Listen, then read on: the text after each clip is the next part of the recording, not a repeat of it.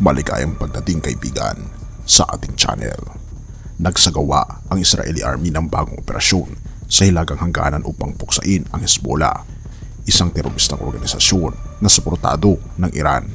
Regular na umatake ang Hezbollah sa mga militar ng post ng Israel. Sa gitna ng sitwasyon, naglabas ang Israel General Staff ng kritikal na utos sa mga unit sa rehiyon, lalo sa bayan ng Matula kung saan nagaganap ang mainit na labanan. Atin itong pag-usap. Sa isang mainit na tunggalian, nagkaroon ng sakupaan sa pagitan ng Hezbollah at mga sundalo ng Israel sa bayan ng Matula. Biglang nagsagawa ng raid ang Hezbollah sa kampo ng Israel sa hilagang silangan ng bayan. Ngunit napatras ng Israeli Army ang atake dahil sa kanilang kahandaan para sa potensyal na labanan sa lugar na ito. Sa pagtaas ng tensyon, naglunsad ang Hezbollah ng mas matindi pang pag-atake. Sa kanilang operasyon, sinira ng Israeli Air Forces ang dalawang lugar kung saan nagtitipon ang mga grupo ng Hezbollah na nang-ahas na pumasok sa Israeli territory. Naitala na may hindi kukulangin sa 100,000 na miyembro ng Hezbollah sa rehiyon at naniniwala na ang grupo ay may milyong-milyong armas. Bilang tugon dito, naghanda ang Israeli Army para sa pangalawang pagharap sa pinakabagong impormasyon mula sa Israeli Army na patunayan na maraming pag-atake ng mga grupo ng Hezbollah sa hilaga, kung saan ang lahat ng miyembro ng armadong organisasyon ay bahagyang nakiisa sa atake. Itinatag ng Israeli Army ang matibay na linya ng depensa sa rehiyon, ngunit naglakas loob na magtataglay na mas maraming pwersa ang grupo ng Hezbollah sa malawakang lugar.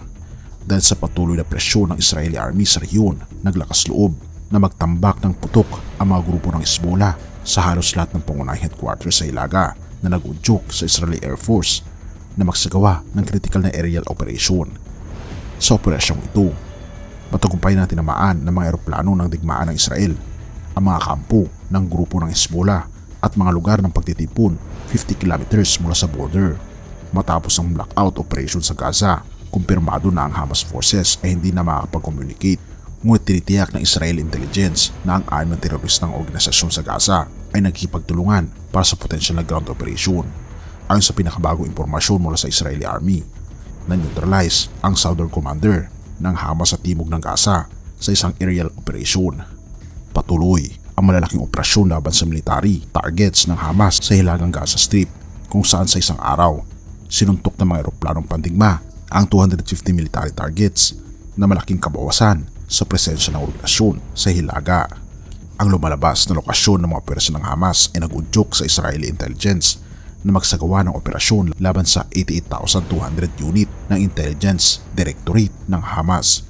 Sa operasyong ito, nakuha ang mga cellphone, communication device, kamera at daang-daang dokumento mula sa mga teroristang organisasyon. Ipinamahagi ng Israeli Navy ang missile sa mga target ng Hamas sa hilaga ng Gaza Port at sa pag-atake ng mga secret tunnels malapit sa Ash-Shati refugee camp na natagumpay itong sirain ng Israeli Navy. Inanunsyo ng administrasyon ni Netanyahu na nagsimula na silang puksain ang buong Gaza Metro matapos may lantad ang lokasyon ng tunnel sa Gaza.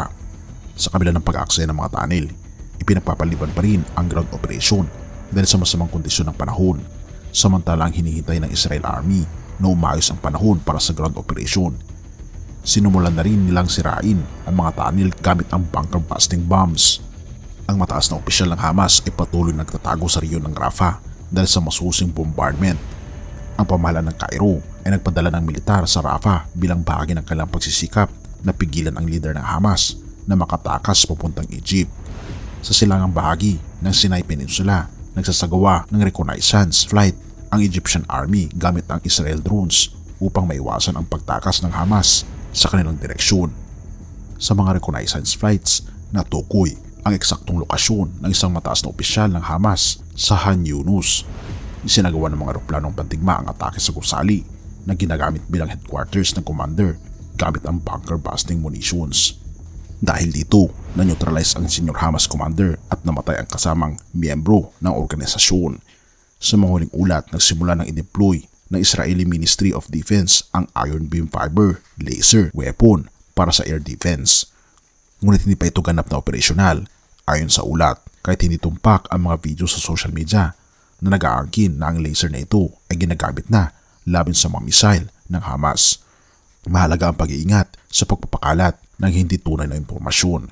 Ngunit ganun pa man, ito ang binabanggit sa banal na kasulatan. Isaiah 40 verse 29 to 31. Ang mahihina't mga napapagod ay kanyang pinapalakas, kahit na ang kabataan ay napapagod at nanulupaypay. Ngunit muling lumalakas at sumisigla ang nagtitiwala kay Yahweh. Lilipad silang tulad ng mga agila. Sila'y tatakbo ngunit hindi mapapagod. Sila'y lalakad ngunit hindi manghihina. Mga kaibigan, ito ang pangako ng ating Panginoong Diyos sa atin ngayon na tayo ay palalakasin niya kung tayo ay naghihina. Purihin ang ating Panginoong Diyos at salamat kaibigan sa iyong panonood. Tayo'y manalangin. Ama naming banal, makapangyarihan aming Diyos, kami po'y lubos na nagpapasalamat sa inyo dahil sa mga pangako na amin pong nalalaman, na amin pong panghahawakan kahit anong mangyari. Tulungan kami Panginoon na maging panatag ang aming kalooban sa mga nangyayari sa aming pong paligid, at tulungan kami Panginoon na huwag manghina kundi palakasin niyo po kami. Purihin ka o aming Panginoon Diyos at patawarin po kami sa lahat ng aming pagkukulang at pagkakasala, pagkat pa aming samutiling sa matamis na pangalan ng aming Panginoon Jesus. Amen.